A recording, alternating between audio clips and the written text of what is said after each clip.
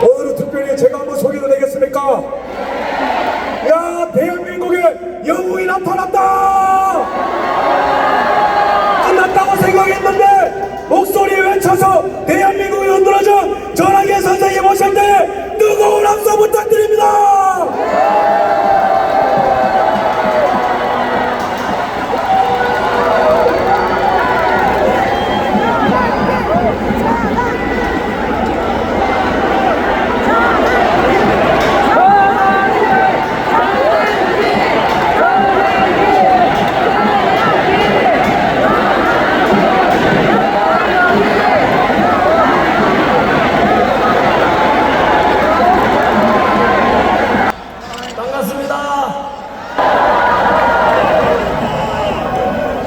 시작하기 전에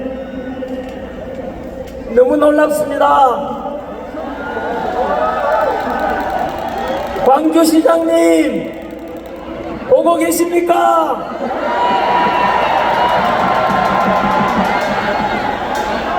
박지원 의원님, 광주 시민들이 그리고 전라도민들이 윤석열 대통령 석방하라, 탄핵을 반대한다, 그 목소리 위에서 이렇게 많이 모인 광주 시민과 국민들의 모습이 보이십니까?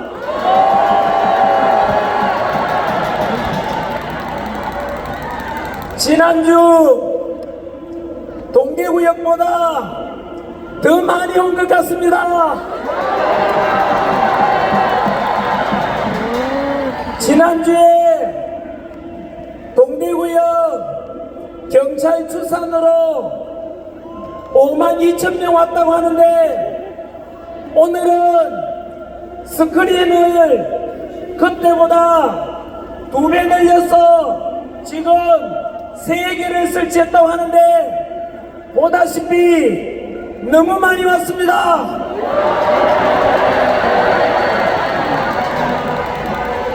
광주 시민 여러분 사랑합니다. 선생님 멋있어. 아무리 오지 마라고 해도 이러한 민주화와 대한민국을 살리겠다는 광주 시민들의 열정을 강제로 꺾을 수는 없는 것 같습니다.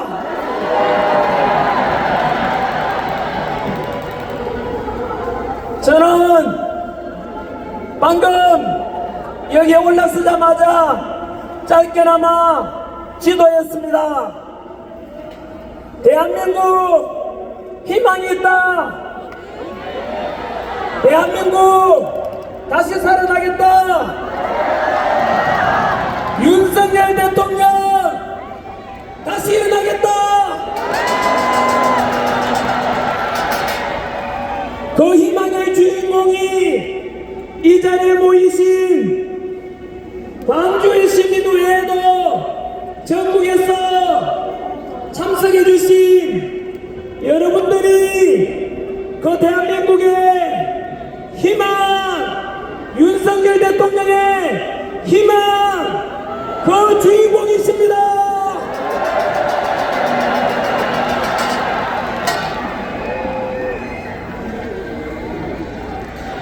이제 시작하도록 하겠습니다. 오늘은 제가 붉은 옷을 입고 왔습니다. 지금으로부터 45년 전 1980년 제가 초등학교 5학년 때였습니다. 그때 광주 시민들께서 이 자리 금남로에 모여서 독재에 맞서서 민주화를 이루기 위해서 그 피 흘리고 희생하신 것을 잊지 않겠다는 뜻입니다.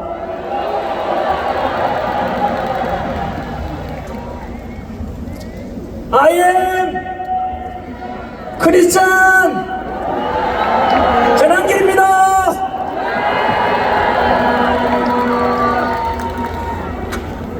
저는 오늘 제가 믿는 하나님의 말씀이 담긴 성경책에 손을 넣고 기도하는 마음으로 시작하겠습니다.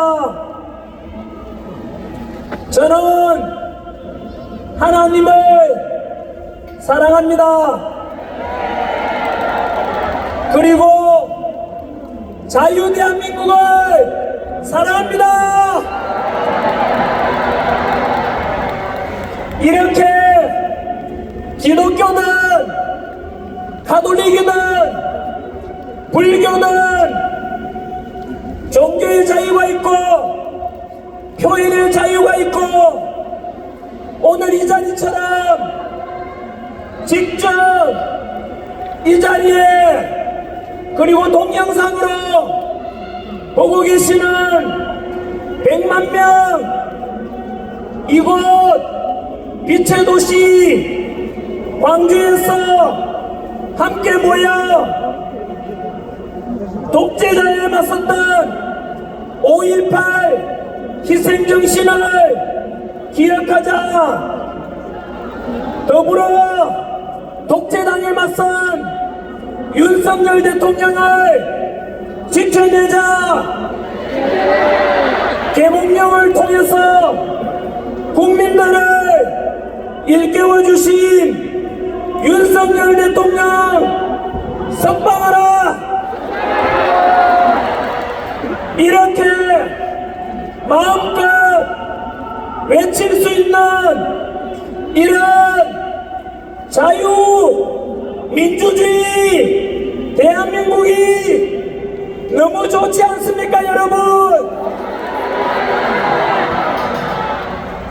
오늘 2025년 2월 15일 이 시간에는 우리 대한민국 모든 국민들이 이곳 광주를 주목하고 있습니다.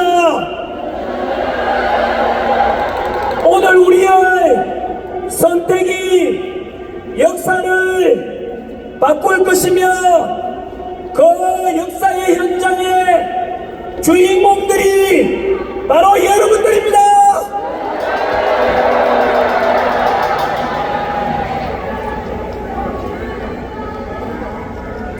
Freedom is not free. 즉 자유는 공짜가 아니다 라는 말이 있습니다.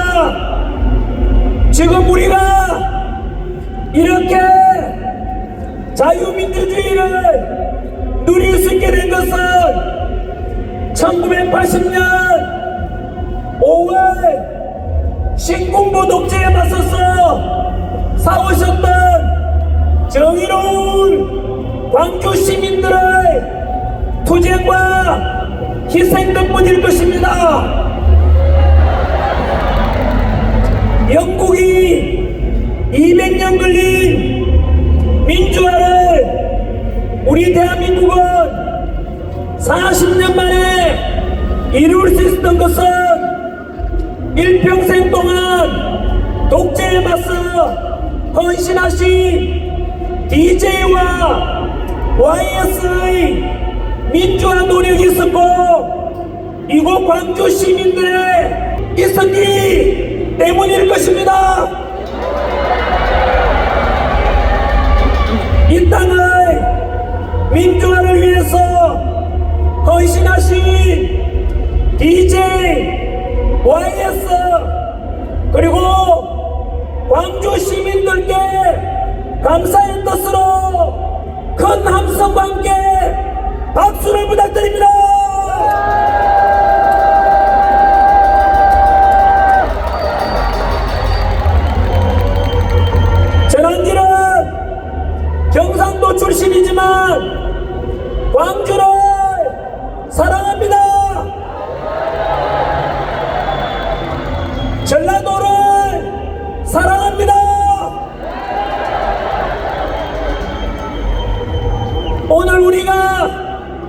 이곳에 모인 이유는 갈등과 분열을 위해서 모인 것이 아니라 화합과 통합을 위해서 모였습니다.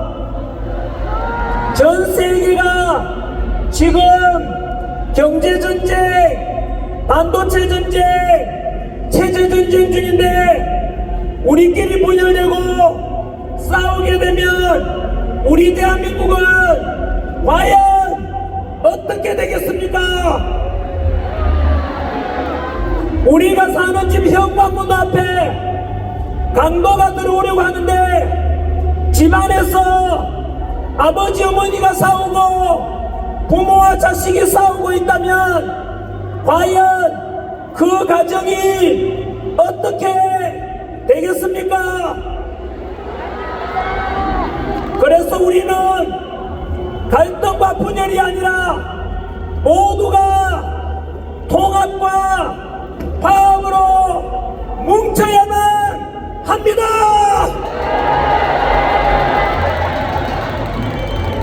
호남도 대한민국이고 영남도 대한민국이고 충청도 대한민국이고 강원도 대한민국이고 경기도 대한민국이고 제주도 대한민국이고 700만 제외의 교포도 모두 대한민국의 국민이며 북한 김정은 정권은 반대하지만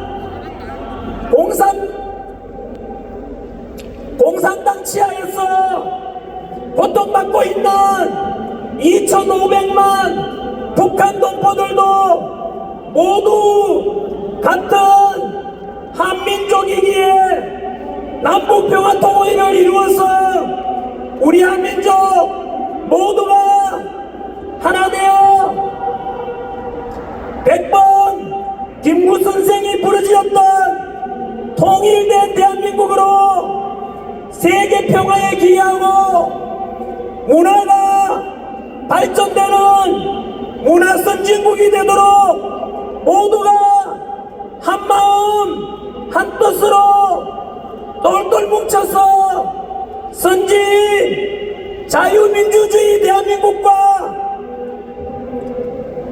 선진 문화를 함께 만들어가야 되지 않겠습니까?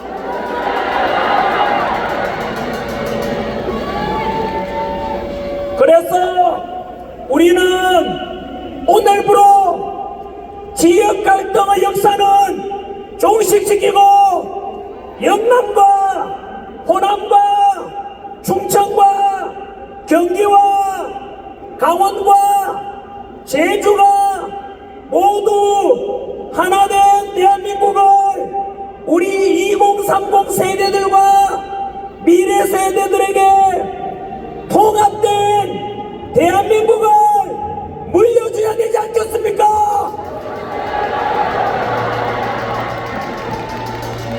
만약에 그럼에도 불구하고 정치적인 이익을 위해서 또다시 지역 갈등과 분열을 부추기는 그런 사람이 있다면 그것은 대한민국의 통합을 무너뜨리는 반국가적이고 반민족적인 역적으로서 국민 주권의 주체인 국민의 이름으로 반드시 척결되어야 할 것입니다.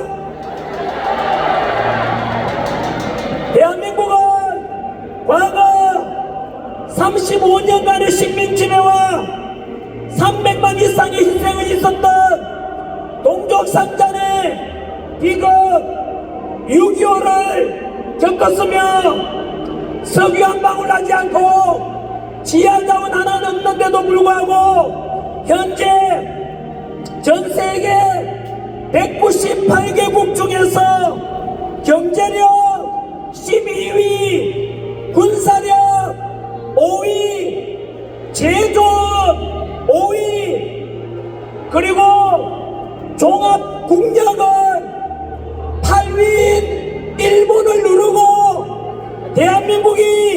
2단계 높은 세계에서 국력 6위에 올랐습니다. 한 번 더 강조합니다. 세계에서 대한민국 국력은 우리를 35년간 식민 지배했던 일본을 누르고 우리가 이겼습니다.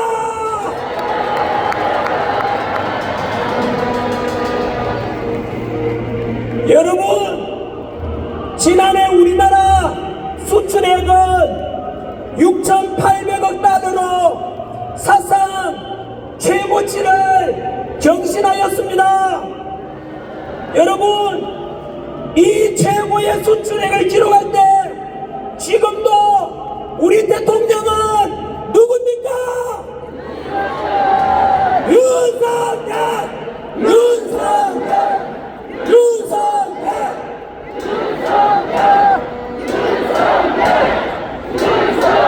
여러분, 우리 대한민국 그리고 우리 국민 정말로 대단하지 않습니까? 맞습니다. 이렇게 어려운 여건 속에서도 우리 대한민국이 전 세계적인 자유민주주의의 본보기가 되고 경제성장의 모델이 된 것은 과연 누구 덕분이겠습니까? 첫째는 당신들은 못 먹고 못 입고 못 누리고 오직 국가와 자식들을 위해서 일평생 헌신하신 우리 부모 세대의 희생 덕분 아니겠습니까? 그래서 언제나 우리는 우리들의 부모 세대분들께 감사함을 잊지 말고 다짐하는 의미에서 우리 할아버지, 할머니, 아버지, 어머니 세대를 위해서 큰 함성과 함께 박수를 부탁드립니다. 감사합니다, 우리 아버지, 어머니. 감사합니다, 우리 할아버지, 할머니.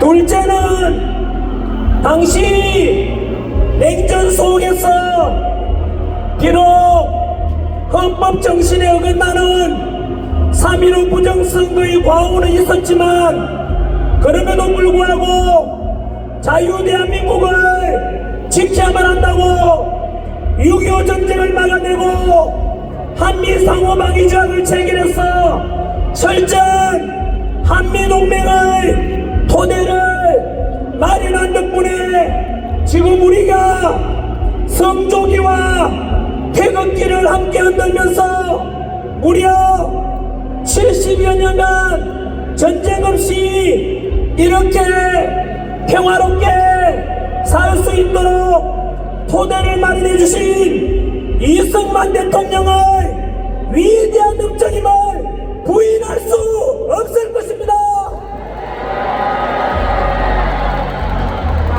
그와 함께 6.25 전쟁 때 유엔군 이름으로 이 대한민국 땅에 와서 무려 14만 7,784명의 희생을 치러가면서 전폭한 공산당을 막아내고 지금까지 대한민국의 가장 든든한 우방으로서 대한민국을 지켜주고 있는 우리 미국과 우리 주한미군 너무 감사하지 않습니까? 성조기와 태극기를 자랑스럽게 흔들어 주십시오. 주한미군 여러분 너무 고맙습니다.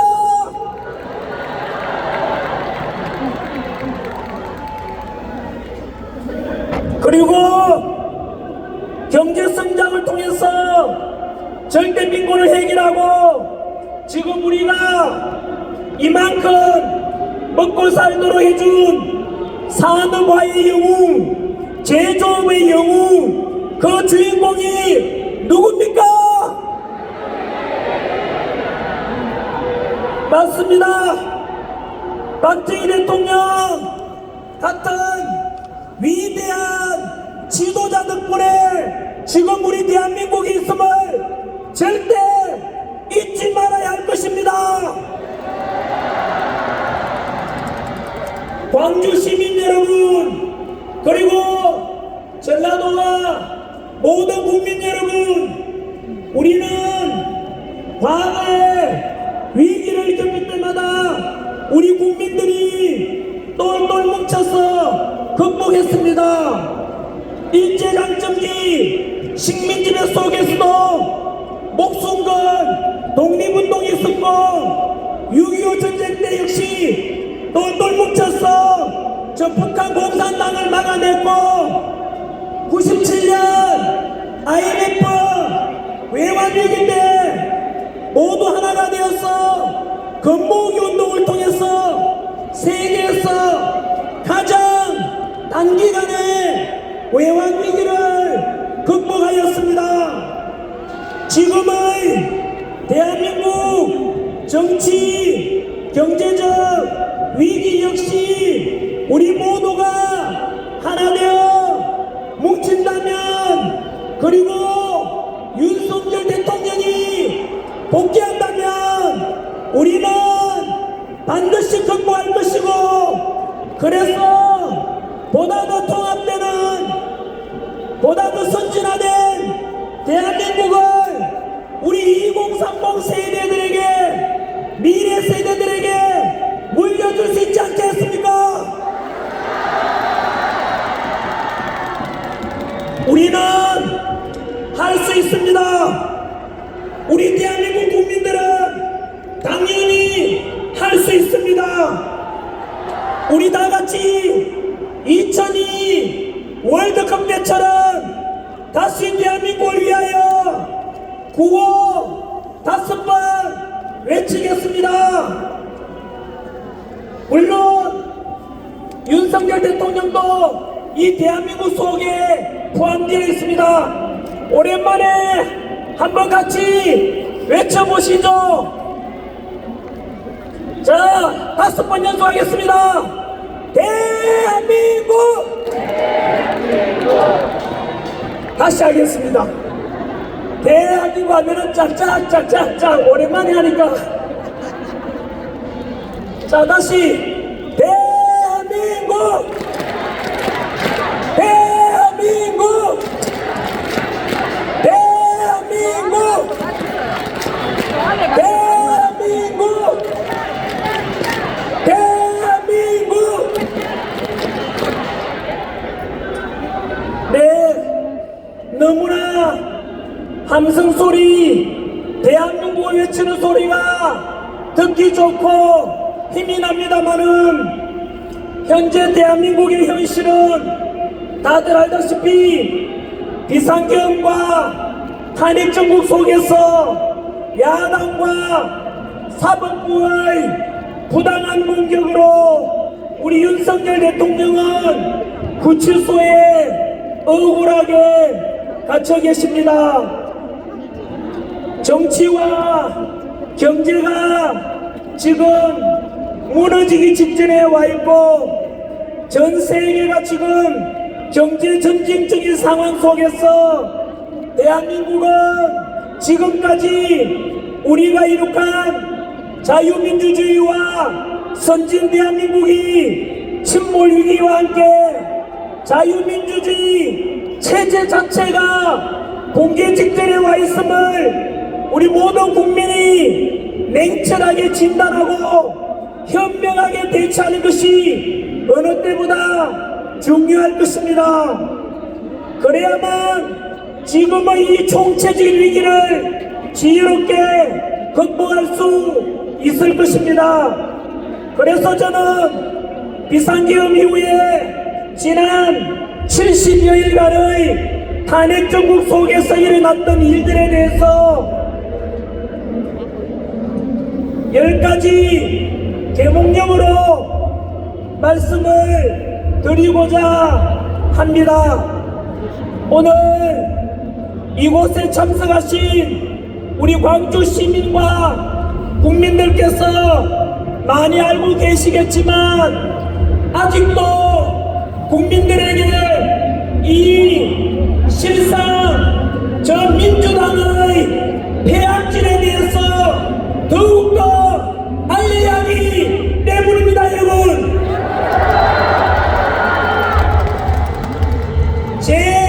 제1개몽령입니다. 지난 12월 3일 비상계엄 선포 때 저는 죄송합니다만 저도 처음에는 미친 짓이라고 비판하였습니다. 그러나 그 뒤로 시간이 지나면서 윤석열 대통령이 왜 극단적인 비상계엄을 선포했을까 궁금증이 생겼고, 그래서 비상계엄 이후 탄핵 정국 속에서 그동안 먹고 살기 바빠서 무관심했거나 몰랐던 것들에 대해서 많은 것을 알게 되었고, 그 결과 먼저 발견한 2030 세대들이 뒤이어서 저 역시 비상계엄은 곧 계몽령이라는 것을 깨닫게 되었습니다. 175석의 거대 야당 민주당의 반민주적이고 행정부와 국가를 마비시키고자 했던 수많은 폐악질들을 알게 되었습니다.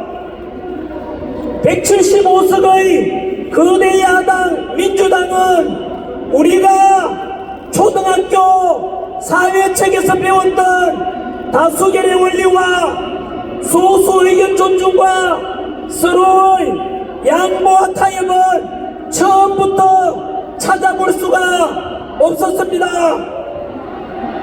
윤석열 대통령이 대통령으로 당선되고 취임식을 하기 전부터 시작해서 대통령 탄핵까지 2년 동안에 무려 178회에 걸친 대통령 퇴진과 탄핵을 주장했던 것을 새롭게 알게 되었습니다. 심지어 대통령이 대한민국의 원수이자 행정부 수반으로서 국회에 연설하러 가는데 거대 민주당은 아예 국회 본회의장을 나가버렸습니다. 두 번째 갔을 때는 대통령 퇴진을 주장하면서 피켓을 들고 시위와 야유만 보냈습니다. 미국의 경우만 보더라도 공화당이든 민주당이든 적어도 대통령이 국회에 연설하러 올 때는 모두 같이 환영하고 박수를 보내주는데 그것이 국가원수에 대한 최소한의 입법부의 품격일 건데 어떻게 대통령이 국회에 연설하러 갔는데 민주당은 아예 본회의장을 빠져나가버리고 피켓 들고 야유와 퇴진 주장을 할 수 있는지 참으로 경악을 금치 않을 수가 없습니다. 이것은 국회의 품격을 무너뜨리고 국민이 뽑은 국가원수이자 행정부 수반인 대한민국 대통령을 아예 대통령으로서 인정하지 않으려는 또한 정당한 선거에 의해서 당선된 대한민국 대통령 민주주의에 대한 정면 도전이고 파렴치 않으시면 나아가 반국가적인 행위가 아니고 무엇이겠습니까?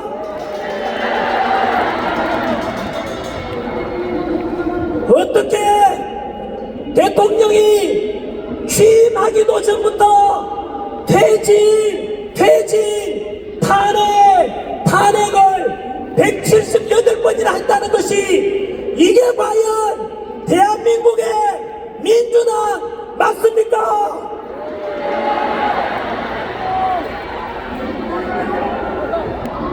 제2계몽령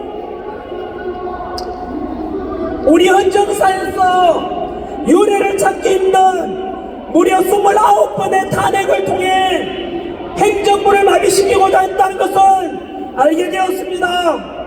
29번의 탄핵 중에서 감사원장에 대한 탄핵도 있었는데 감사원장 탄핵 이유가 무엇인지 아십니까? 주한미군 사드 배치 현황 등 1급 군사기밀을 유출하여 중국 측에 넘겨준 문재인 정권의 정의용 안보실장의 간첩 행위에 대해서 감사를 하려고 하자 감사원장을 탄핵시킨 것입니다.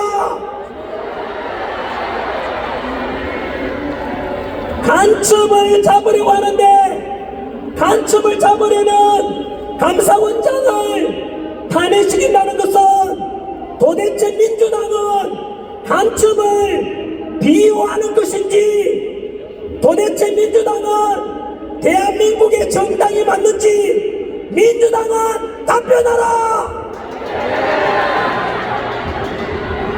이런 반국가적인 간첩을 비호하는 민주당의 실체를 모든 광주 시민과 모든 국민들을 알려야 합니다.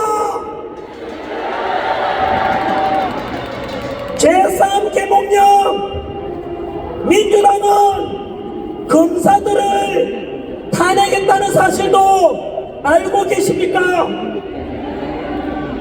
범죄자를 잡는 것이 검사의 역할인데 검사를 탄핵시켰다는 것은 곧 민주당 안에 범죄자가 있다는 뜻이고 범죄자를 잡지 말라는 것은 대한민국을 무법천지로 만들겠다는 것이 아니고 무엇이겠습니까? 범죄자를 비호하고 검사를 탄핵시키는 이러한 민주당이 과연 대한민국의 정당 맞습니까? 제4계몽령 비상경 선포 직전에 알다시피 민주당에서는 175석의 다수당 횡포로 전례 없는 일반적인 정부 예산 삭감을 단행하였습니다. 삭감한 내용을 살펴보면 대통령 특활비 82억 원 전액 삭감, 검찰 특활비 587억 원 전액 삭감, 경찰 치안 경비 추가 보조비 31억 원 전액 삭감, 군부대 사기 진작을 위한 초급 간부에 대한 처우 개선 예산 141억 원을 삭감하였습니다. 여러분, 대통령 특활비를 빵원으로 만들었다는 것은 이것은 대통령을 나가라고 하는 것이고 행정부를 마비시키는 것이고 국민을 무시하는 반국가적인 행위입니다.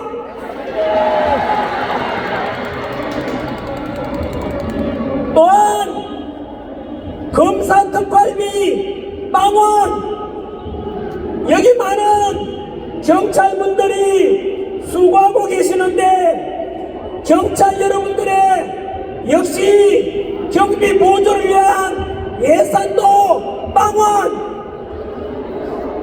우리 안보를 책임져주고 계시는 군 장병 여러분들의 사기 진작을 위한 그 예산마저도 삭감했습니다. 이곳에 계시는 그리고 전 국민 여러분 중에서 검사, 경찰, 군인 여러분, 과연 여러분들을 더 사랑하고 더 아끼는 것이 과연 민주당인지 윤석열 대통령인지 똑바로 보십시오.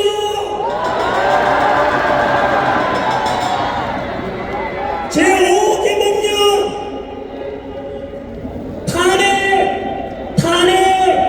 탄핵의 연속으로 결국 현재 대한민국에는 거대 야당 민주당의 횡포로 대통령도 없고 국무총리도 없고 안보 책임자 국방부 장관도 없고 치안 담당 행안부 장관과 경찰청장과 서울경찰청장도 없고 심지어 지금은 대행의 대행인 최상목 대행마저도 민주당 말 안 들으면 탄핵 협박 공가치고 있습니다. 이러다가 민주당은 모든 공무원들 다 탄핵시키고 행정부 마비시키고 마지막 제가 가르친 국어공무원까지도 탄핵시킬 것 같습니다. 여러분,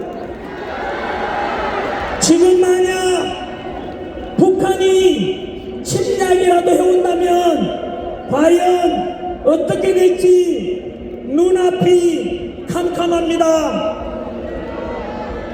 정말로 민주당은 국가와 국민은 안중에도 없고 대통령 빨리 쫓아내고 오직 이재명 대통령 만들려고 오직 권력 욕심밖에는 없는 당입니다. 어떤 사람들은 합법적인 범위 내에서 해진 민주당을 지지하는 사람들도 있던데 과연 금방 말씀드린 이런 야당 민주당의 행한 짓들을 보면 과연 민주당이 대한민국의 정당이 맞는지 과연 국가와 국민은 안중에도 있는지 한번 민주당에게 물어보십시오.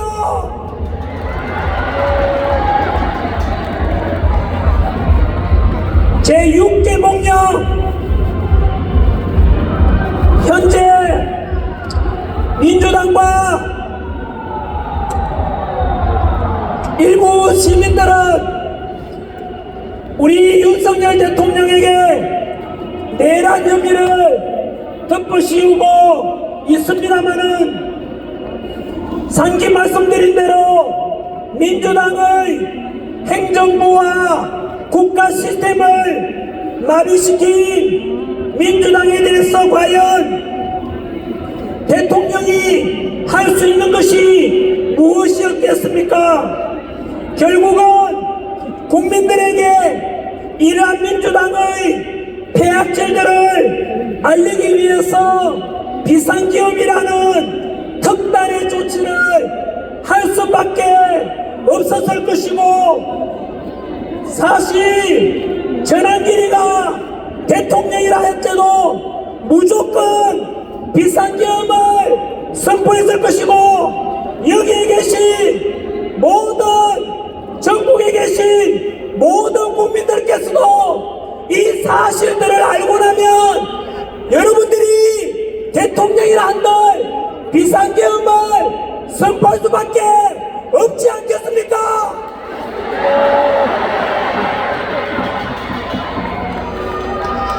민주당에서는 처음부터 내란 속이라고 선동하면서 언론을 이용하고 전국에 현수막을 내걸고 선동했었지만, 그리고는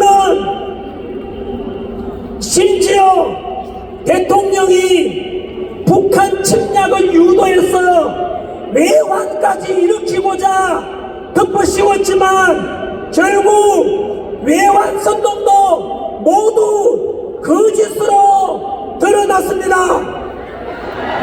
민주당은 거짓말당입니다. 사기당입니다. 지금 대통령의 내란죄 관련해서도 헌재에서 심리 중에 또 정의 출석으로 나오는 분들의 이야기를 들어보면 관련된 군인들의 증언도 야당 김병주 의원이 군인들을 불러서 회유했다는 그런 의혹도 많이 등장하고 있습니다. 국정원 차장이라는 사람도 메모했다면서 이랬다 저랬다 계속해서 말이 엇갈리고 있는데 왜 그렇겠습니까? 전부 다가 내란을 조작하고 탄핵을 조작해서 대통령 끌어내리려고 하는 거짓말쟁이들이기 때문입니다. 그야말로 모든 국민들을 상대로 사기 탄핵했다는 것이 서서히 드러나고 있습니다.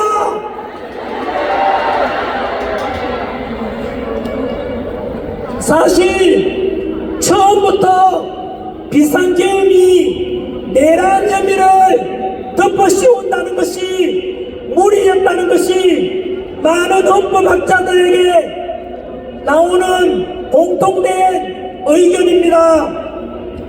실제로 역사상 대통령이 내란을 일으켰던 어떤 나라의 사례도 없습니다, 여러분.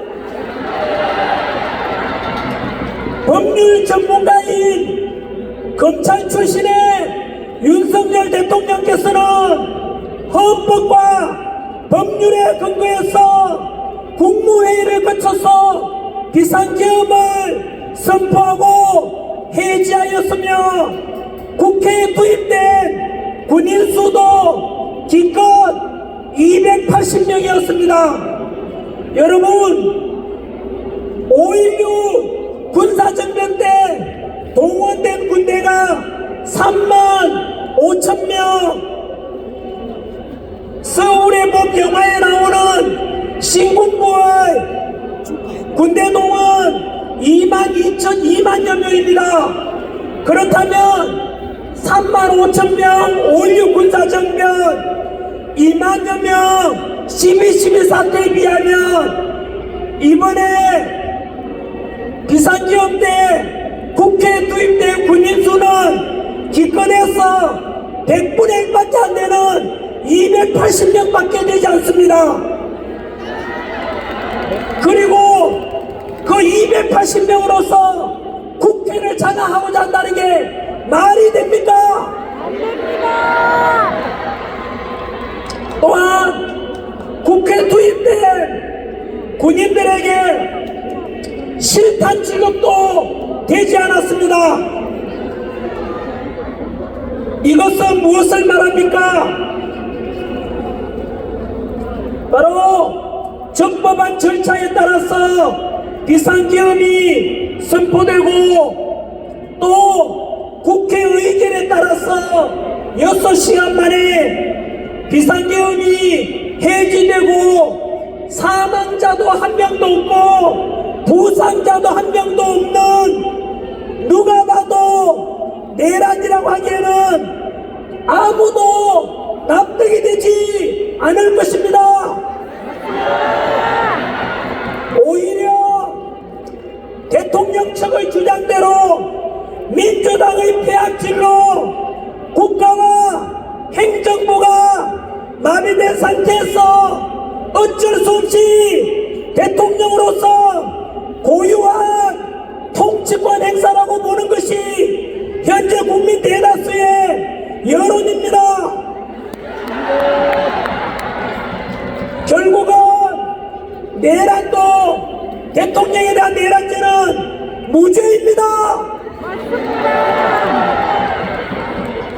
비상계엄 선포 때 60%의 지지율이 지금은 마의별 40%를 넘었고 지난주를 계기로 50%를 넘었고 오늘 우리 광주에 모이신 우리 시민들과 국민들의 연로와 같은 지지로 곧 60%를 넘고 70%를 가게 될 겁니다.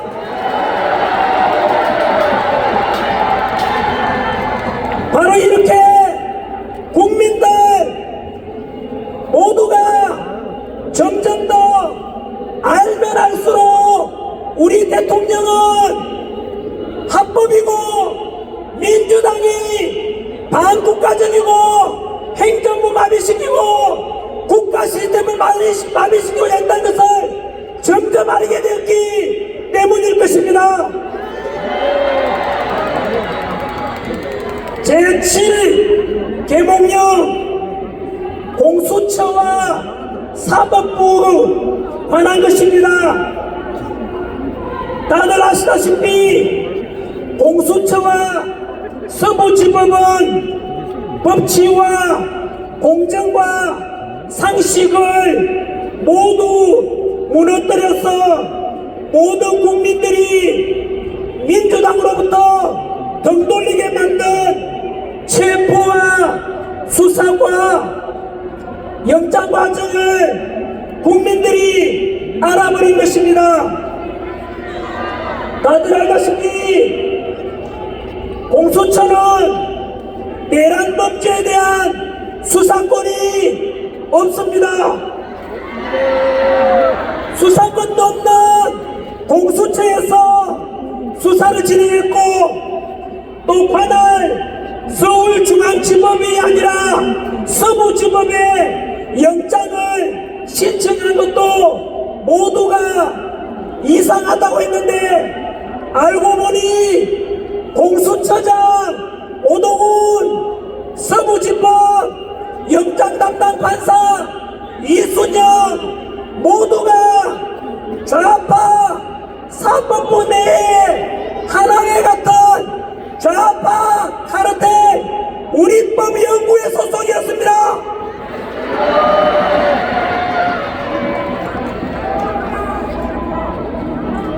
우리법 연구회 이것들은 사법부 내에 좌파 사조직으로 이들은 결국 법치를 무너뜨리고 민주당의 하수인 노력을 한 것으로서 삼권 분립의 근간을 깨뜨리는 범죄를 저지른 것으로 향후 이들은 처벌을 받게 될 것이고 우리 윤석열 대통령 복귀해서 공수처는 없어질 것입니다.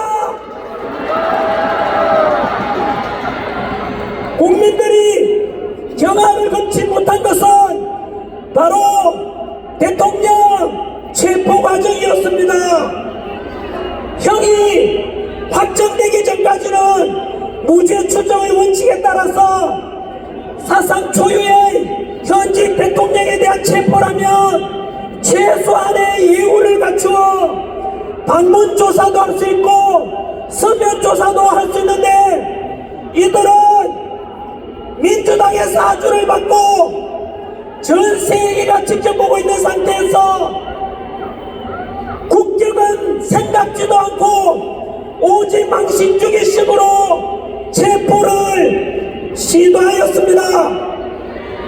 당시 다들 아시겠지만 민주당에서는 경찰이 총 맞더라도 끌어내라고 하였습니다. 그때 저는 정악을 금치 못했고 민주당은 국민의 생명과 안전은 안중에 놓다는 것을 알게 되었습니다. 국민 여러분, 어떻게 국회의원이 우리 대한민국 경찰에게 총 맞더라도 끌어내라고 할 수가 있습니까? 많은 경찰 제자를 둔 저로서는 그때 민주당은 절대로 반국민적이고 반국가적이라는 정당이라는 것을 다시 깨달았습니다. 여기에 우리 수고하고 계시는 경찰 여러분들 너무 사랑하고 너무 고맙습니다. 그런데 민주당에서는 여러분 경찰들이 총만 들어도 어떻게 총만 들어도 대통령을 끌어내라고 할 수 있습니까? 대한민국 모든 경찰 여러분, 민주당은 여러분들이 죽든 말든 관심이 없는 당입니다.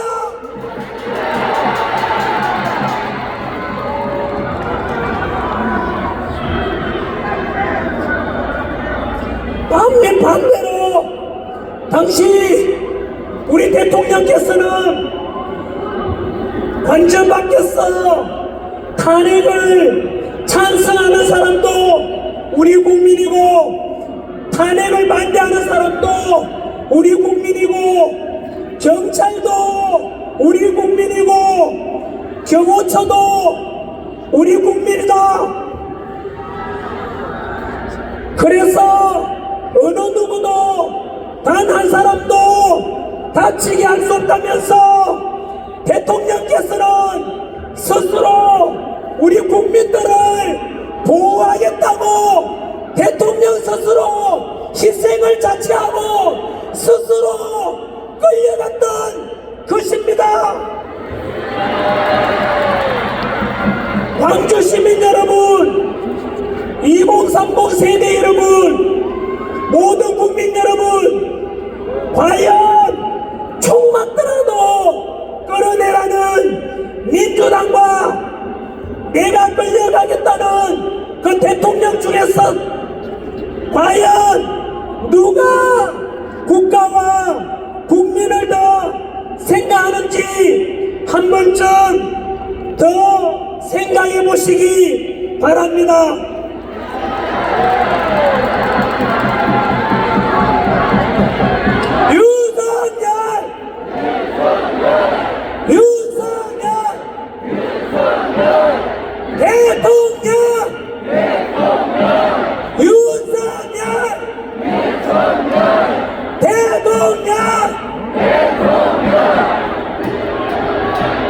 다음은 8번째 계몽령 언론입니다.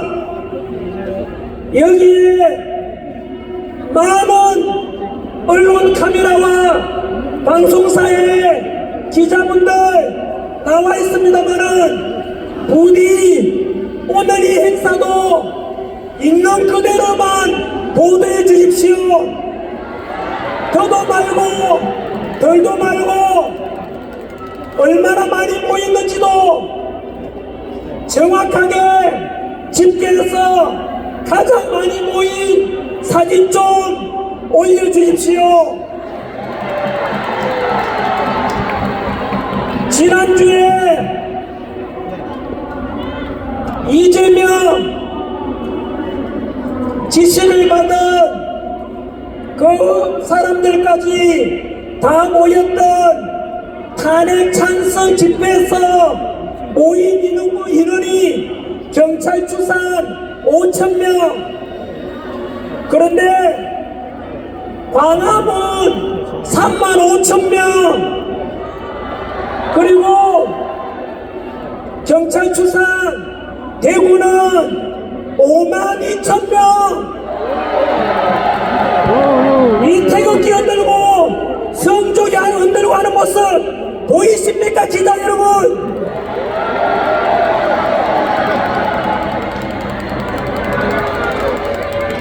왜곡 보도하지 마시고 탄핵 찬성하는 쪽의 집회 인원은 반대하는 쪽보다 10분의 1도 안 되고 탄핵 반대하는 쪽이 요즘은 10배를 넘어 20배 이상이 더 많습니다. 그런데 여기에 양심 찌르는 기자분들 많을 것입니다. 찬성하는 쪽에는 조금 모여도 많이 모인 것처럼 사진 보내고, 탄핵 반대하는 쪽에는 10배, 20배가 많은데도 일부만 찍어서 똑같이 적은 것처럼 왜곡 보도하는 그런 언론 기자들은 부끄러운 줄 알아라.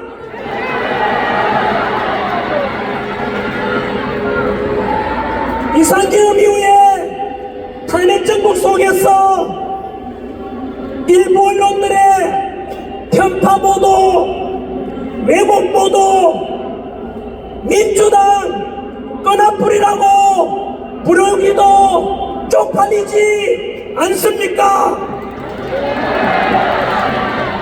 저보다 더 젊은 기자분들, 부디 기자가 될 때는 나름대로 공부 열심히 하고 부모님께 효도하고 국가를 위해서도, 그리고 언론인으로서 국민의 알 권리를 위해서 열심히 기자 생활 하겠다고 해놓고는 지금 보면 양심에 찔리지 않습니까? 부디 영혼까지는 팔지 마십시오.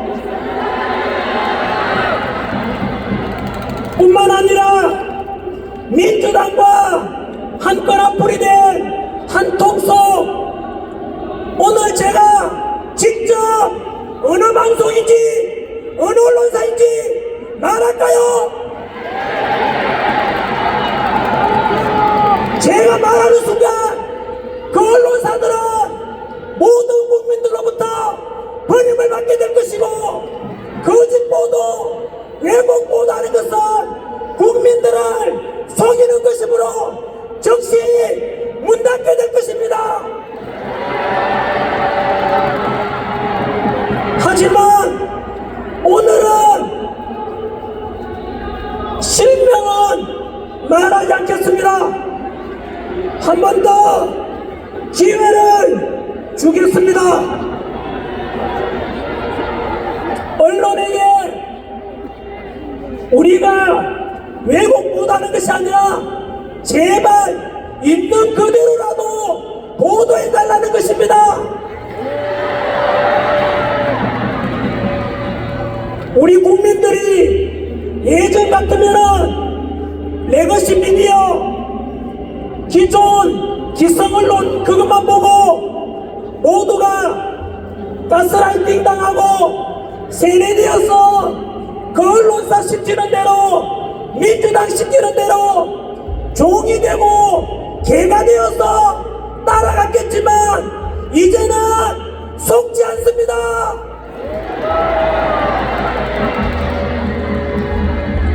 우리 윤석열 대통령 탄핵 당시에 지지율 10%인 것이 지금 50%를 넘어 60%가 되었다는 것은 무엇을 말하겠습니까? 그 언론사들 그렇게 왜곡 보도하다가는 문 닫을 날이 멀지 않았습니다.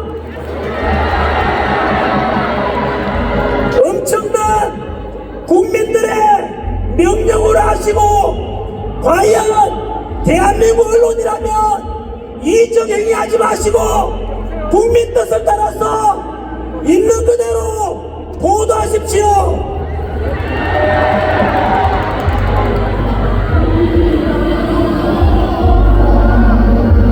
오늘도 전위에 쿵쿵하는 소리 들리지만 또 나중에 보도하는 거 뭐 알겠습니다. 우리보다 10분의 1도 안 됩니다, 여러분. 우리가 10배가 많습니다.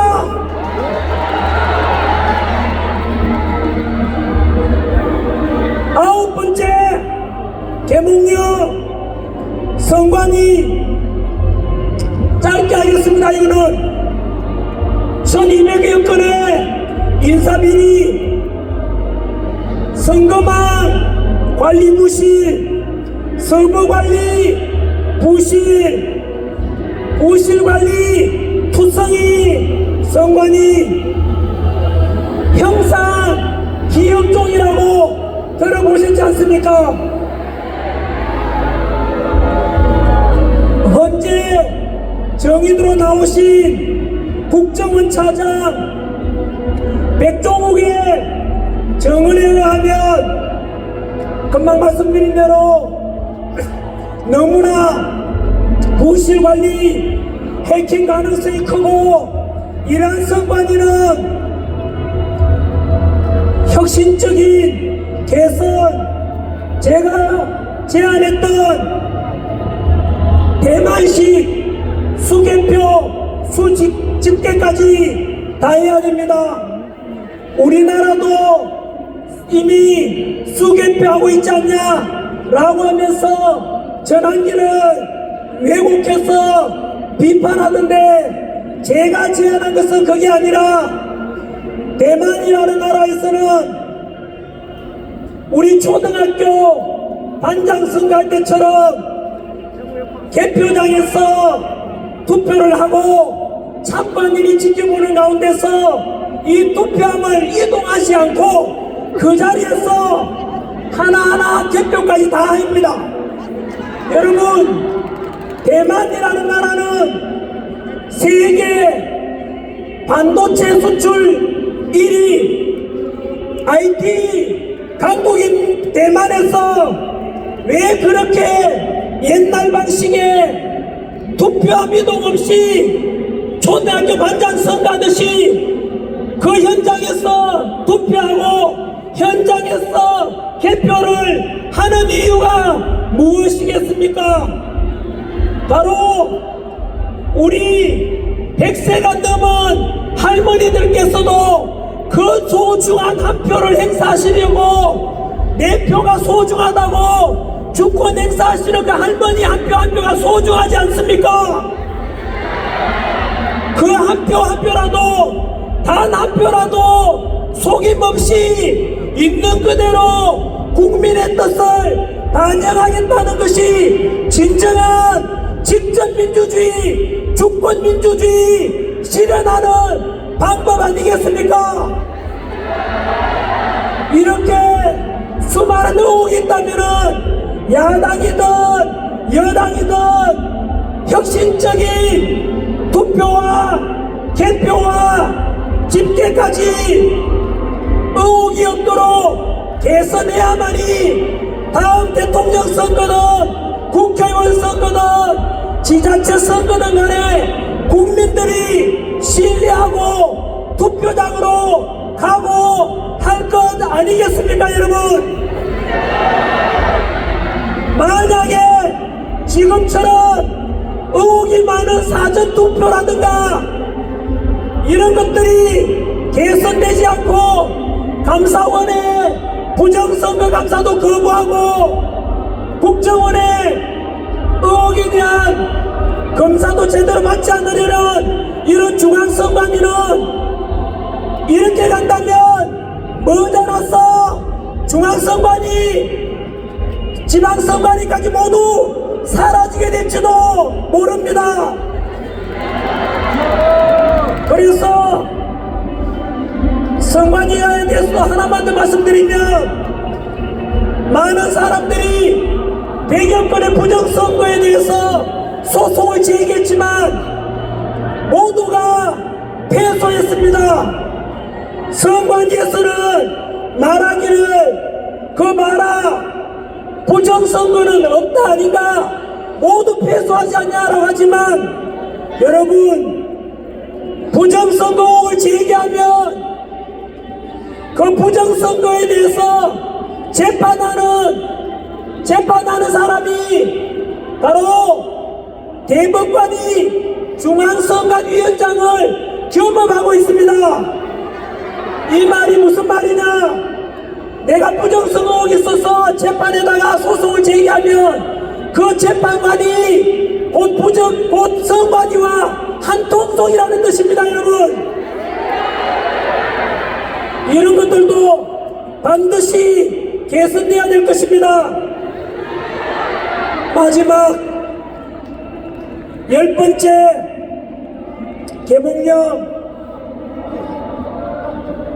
지금 헌법재판소에 대해서 모든 국민들이 분노에 차 있습니다. 그동안 우리는 헌법재판소라면 가장 권위 있는 헌법을 심판하는 독립기관이며 헌법재판관들은 가장 능력 있는 헌법 전문가로서 오직 헌법과 법률과 양심에 따라서 심판한다고 믿어왔습니다. 그러나 지금 현재 상황을 지켜보고 있으면 우리 5천만 모든 국민들은 완전히 속았다는 것을 알고 계십니까? 이렇게 엉터리 헌법재판소, 엉터리 헌법재판관 일 줄은 상상도 못했는데 어떻게 이 정도의 소리가 있는지 참으로 경악을 하고 있습니다. 이런 헌법재판소의 권위를 어느 누구가 인정하겠으며 이러한 헌법재판관들의 심판을 누가 선봉하며 누가 납득할 수 있겠습니까? 불의한 재판관 문영배 우리법 연구회 안에서도 나는 가장 왼쪽에 있다 스스로 밝혔습니다. 가뜩이나 좌파 우리법 연구회 중에서도 가장 왼쪽에 있다는 말은 문영배는 극좌파라는 뜻입니다. 또한 어제 뉴스 보셨으면 아시겠지만 우리 자라나는 아이들 보기에 민망할 정도로 음란물 공유 고교 동문 카페에 총 324회를 방문했다고 밝혀졌습니다. 문영배 재판관 324회나 방문했다고 했는데 음란물을 봤는지 안 봤는지 대답해봐라. 부끄러운 줄 알아라. 부끄러운 줄 안다면은 빨리 사퇴하라.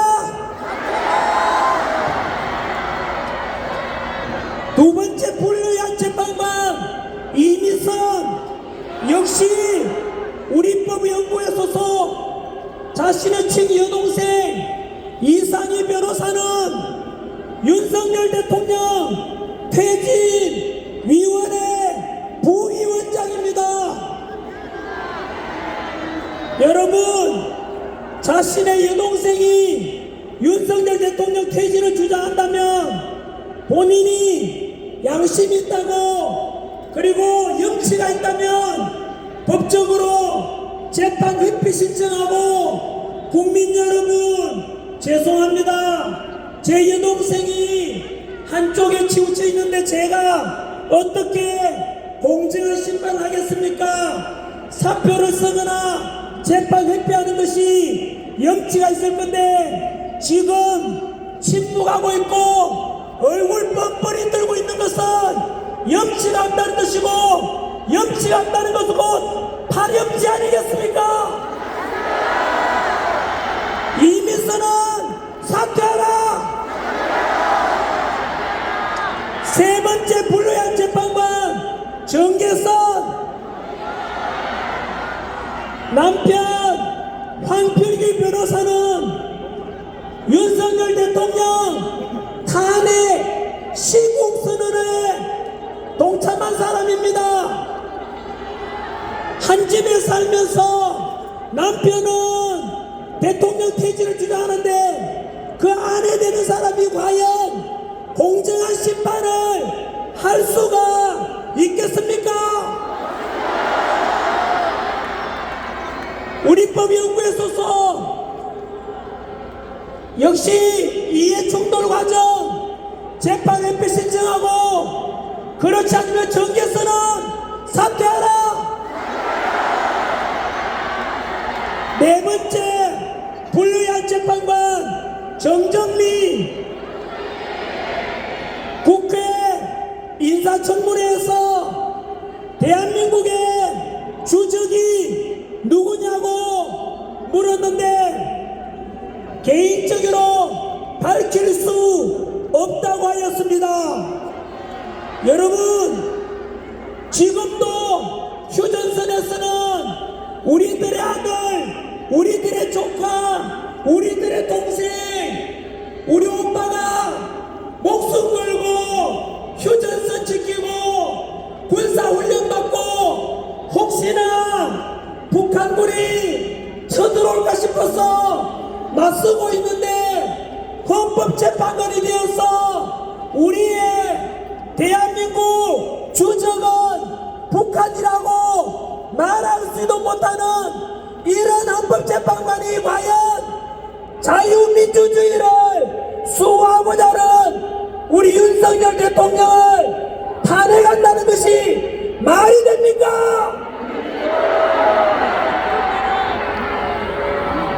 다섯 번째, 불의한 예비 재판관이 되려고 하는 마흔영 사회주의 혁명 조직인 인민노련 핵심 멤버이며 역시 우리법연구회 소속입니다. 여러분, 이런 불리한 재판관들이, 이렇게 기울어진 재판관들이 과연 우리 윤석열 대통령에 대해서 탄핵 심판한다는 것을 과연 허락하시겠습니까? 3일 전에 춘천지검 지검장인 이영민 지검장이 현재 진행 중인 헌법재판소의 심의 과정을 보다가 이 불의한 재판관 문영배가 주도하고 있는 대통령 탄핵 심리를 지켜보는데 너무 불법이 많고 너무나 기울어지게 운영하는 걸 보고 도저히 참다 못해서 공무원 신분임에도 불구하고 양심선언을 했습니다. 현재 헌법재판소의 심리과정은 일제강점기 일본 재판관보다 더 심하다고 이야기했습니다.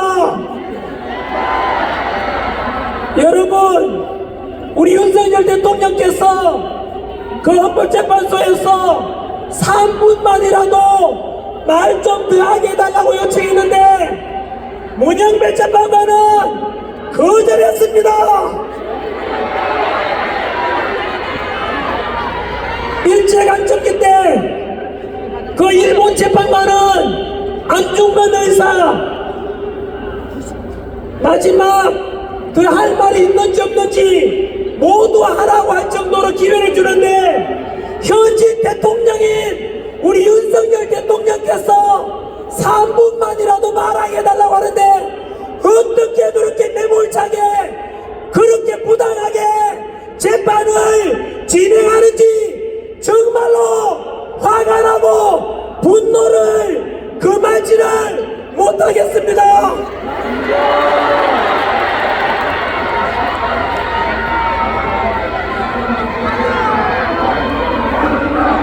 국민의 이름으로 명령한다. 불리한 재판관 문영배, 이미선, 정계선, 정정미, 마흔영 적시 사퇴하라.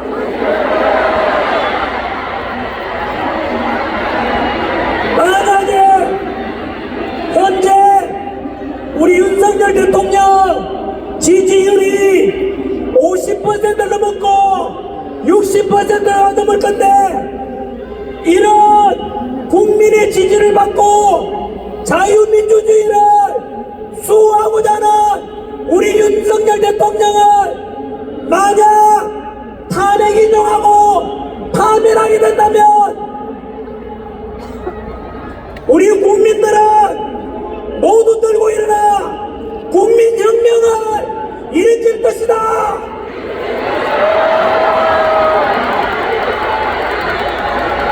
그리고 헌법재판소는 역사 속으로 사라질 것이며 아까 이야기한 그 다섯 불리한 재판관들은 제2의 의사 오정으로 역사에 기록될 것이다.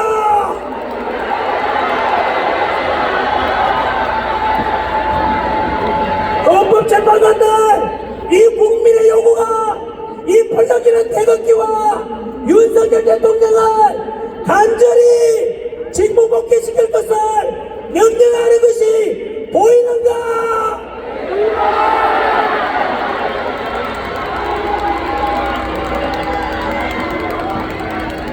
이제 서서히 마무리하고자 합니다.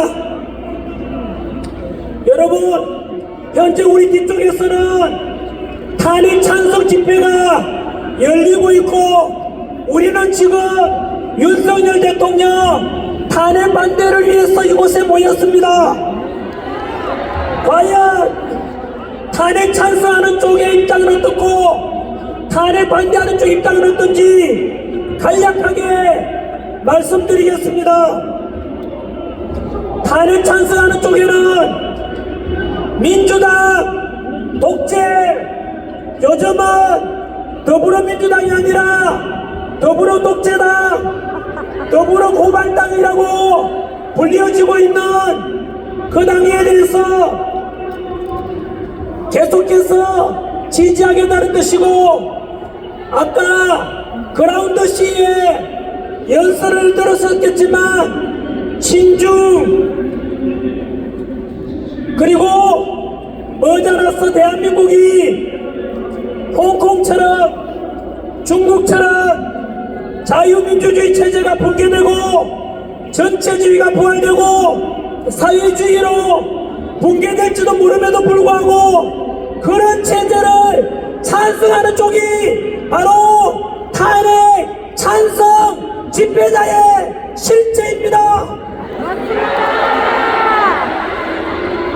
반면에 윤석열 대통령 탄핵 반대하는 10배가 많은 우리의 주장은 자유민주주의 체제를 지키고 법치를 존중하며 공정과 상식이 존중되는 대한민국을 지키고자 하는 것입니다.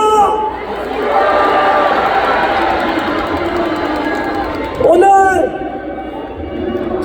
탄핵 찬성 집회 지금 강연하는 한 역사 강사가 어제 저를 비난하면서 오늘 탄핵 찬성 집회에서 연단에 쓴다고 하던데, 여러분 그 강사의 실체를 처음으로 밝히겠습니다.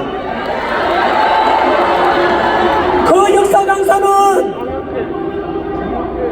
우리가 현대사를 배우는 이유는 성숙한 반미의식을 키우기 위한 것이라고 가르치고 있습니다. 그리고 그 강사는 6.25 전쟁은 미국이 연출, 각본, 시나리오를 짠 미국이 일으킨 전쟁이라고 가르치고 있습니다.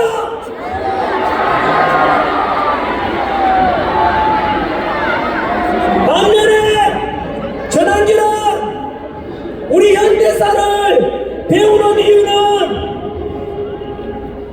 자랑스러운 대한민국의 정치민주화와 경제성장과 그리고 철저한 한미동맹을 통해서 자유민주주의를 수호하고 이렇게 전 세계에서 석유 한 방울 한다고, 그리고 지하자원은 없지만 우리 국민들은 위대하며 북한 공산당보다 또 30배가 넘고 전세계 국력 6위까지 오른 우리 대한민국 지도자도 훌륭하고 국민들은 위대하다고 가르치는 전학길과 누가 더 올바른 역사 강사입니까?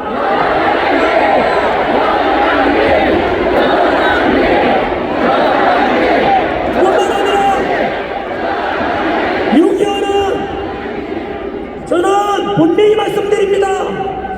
북한 공산당이 남침해서 남한을 공산시키고자 할 때 인천 상륙 작전을 통해서 메가더 장군과 유해군이 우리 국군과 국민들이 함께 힘을 합쳐서 공산당을 막아낸 그런 전쟁이라고 우리 국민들 위대하다고 가르칩니다.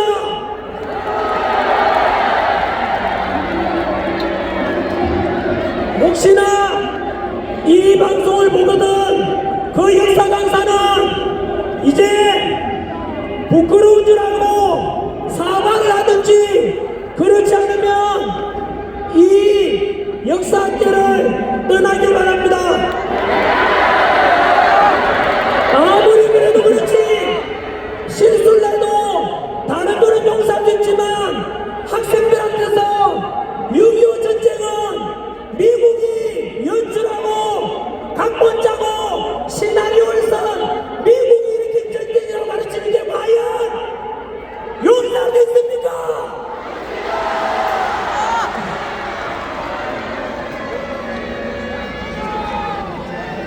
기차 못 타도 됩니다. 맞이하고 내려가겠습니다. 끝으로 70년대, 80년대, 90년대 민주화 운동을 하셨던 분들께 묻습니다. 지금 민주당이 행하는 것들에 대해서 제가 짧게 나열할 텐데 과연 이런 것들에 대해서 왜 침묵하는지 묻고 싶습니다. 전환기는 노사모 출신으로 동서통합을 강조한 노무현 대통령의 그 정신도 이어받아서 바로 영남과 호남이 통합되고 대한민국 국민은 하나가 되어야 된다고 하는데 이렇게 주장하는 전환기를 민주당에서는 거구라고 부르고 언론에서도 거구라고 하는데 그럼 이런 동서통합 주장하고 5.18 정신도 개선돼야 된다고 주장하는 전환길이 거구라고 하는데 과연 민주화운동에 있는 사람들은 그럼 동의할 수 있습니까? 그리고 전환길이 선관위를 비판했는데 민주당이 전환길을 고발했습니다. 우리 2030 세대들에 대해서 카카오톡 검열하고 유튜브를 고발하고 그리고 여론조사기관 협박하고 있는 민주당의 모습 과연 70년대 80년대 민주화운동했고 광주 민주화운동을 했던 분들 묻고 싶습니다. 지금 민주당이 행하는 표현의 자유 말살 협박 고발하는 것에 대해서 왜 침묵하십니까? 비겁합니다. 그뿐인 줄 아십니까? 지난해 연말에 간첩죄를 개정하자 현재로서는 북한에 대해서는 간첩죄를 적용하고 있는데 아시다시피 우리나라는 지하자원도 없고 반도체와 첨단 기술로 먹고 먹고 살고 있는데 우리 반도체 기술, 첨단 기술을 중국으로 다른 나라로 배방하는 것을 막기 위해서 그렇게 첨단 기술 배가는 사람들에게도 간첩죄를 적용하자고 했는데 민주당은 반대했습니다. 과연 민주당이 이런 간첩죄 개정에 반대하는데 이것은 곧 해외로 우리 기술 빼돌리고 반도체 빼돌려서 나라 망하게 하려고 하는데 과연 이러한 민주당의 반국가적인 행위에 대해서 민주화운동했던 사람들은 왜 침묵하십니까?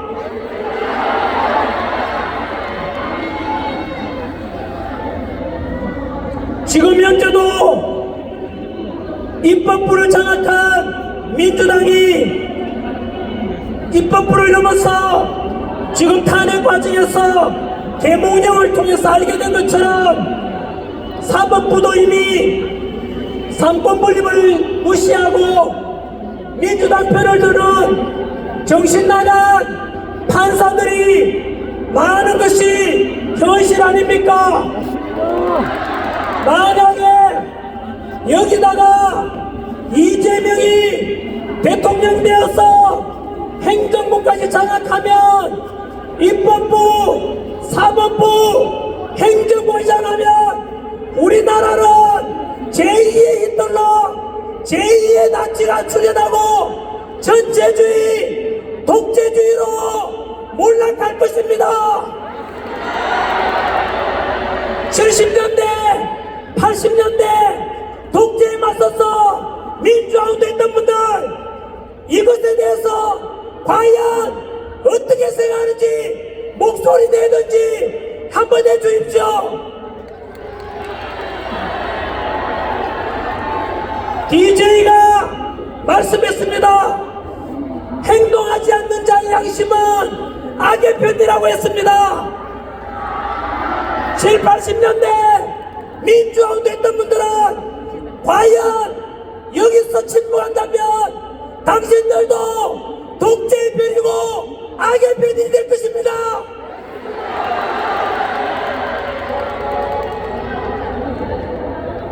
오늘 우리가 이렇게 싸우고 있는 것은 진보와 보수와의 싸움도 아닙니다. 대한민국 국가 체제가 자유민주주의 체제가 무너지느냐 다시 세워지느냐 결정되는 너무나 중요한 체제 전쟁입니다. 여러분, 우리가 왜 이 추운 날 아스팔트 위에 왜 나왔습니까? 강이 많아도 지랑길이 왜 이렇게 목소리 높여 나왔겠습니까?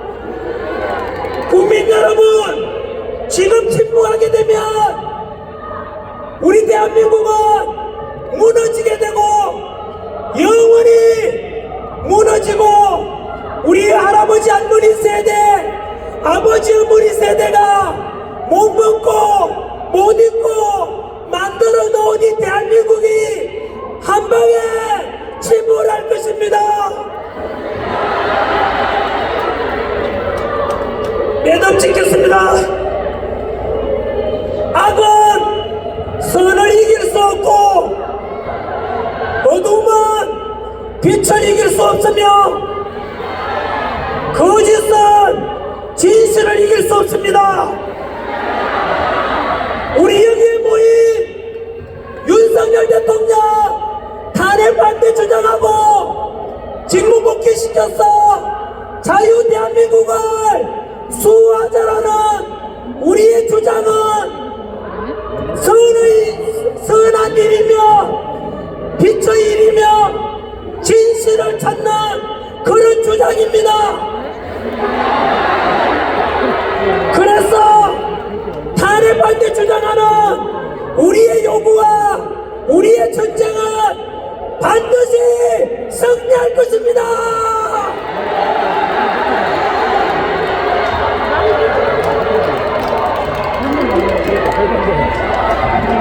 2030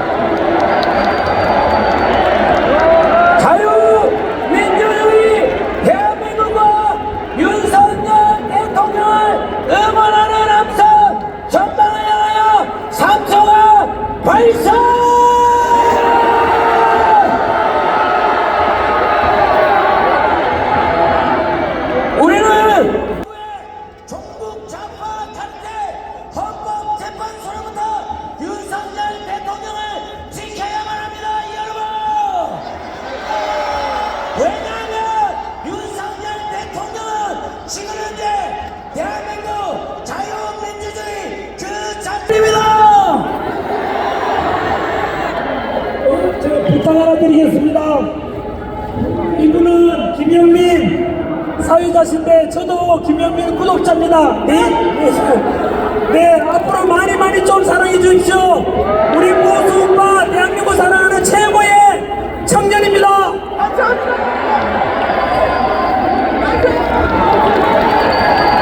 그리고 오늘 오신 분들께서는 국민 변호인단 많이 가입해 주십시오. 윤석열 대통령에게 앞으로 두고두고 힘이 되고 중심이 될 그런 단체가 국민 변호인단입니다. 현재 며칠 되지 않았는데 거의 20만이 다 돼가고 있습니다. 꼭 가입해 주십시오. 윤석열 대통령 만세입니다.